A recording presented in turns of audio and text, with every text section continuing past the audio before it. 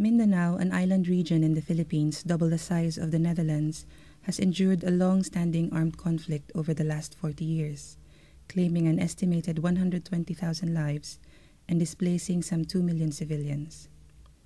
I went to the region on an Amnesty International mission in August 2008. Fighting had erupted between government troops and the separatist armed group Moro Islamic Liberation Front, known as the MILF.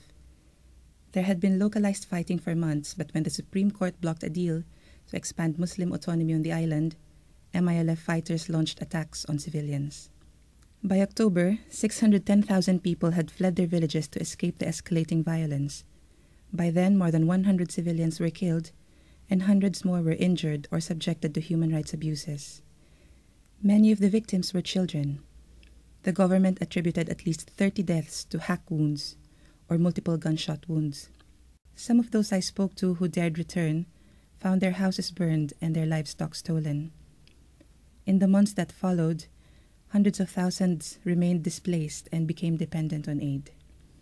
With no sure prospects of livelihood, no safe communities, or sometimes even standing homes to go back to, theirs is an uncertain future.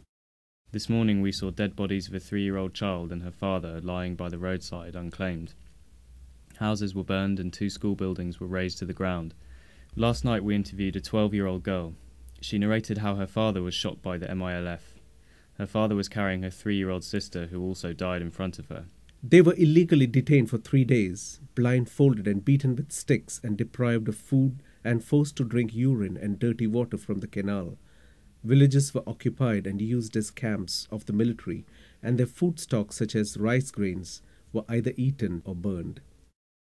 After our second visit in 2009, the Mindanao conflict was identified as having the highest number of new internally displaced persons and the most neglected displacement situation the previous year. More than 700,000 in total were displaced, and over 250,000 people were still unable to return to their homes.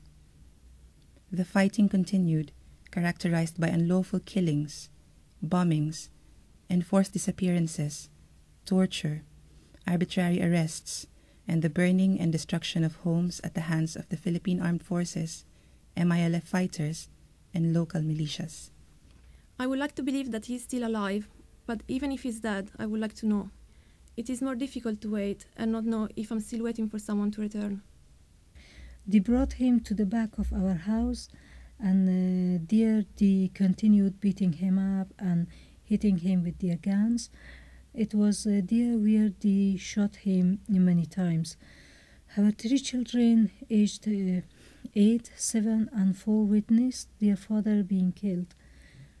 Baby boy Kureg was 2 months old when he died on June 20th.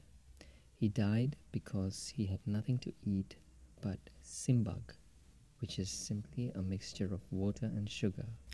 In July, peace negotiators from both the government and the MILF formally agreed to stop military operations and work together to ensure the protection of civilians.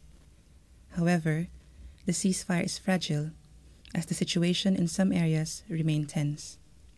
No perpetrators of human rights abuses and violations of international humanitarian law in Mindanao are known to have been brought to justice. Amnesty International calls for both the Philippine government and the MILF to ensure the safety of all civilians and to make human rights protection a priority in the peace process.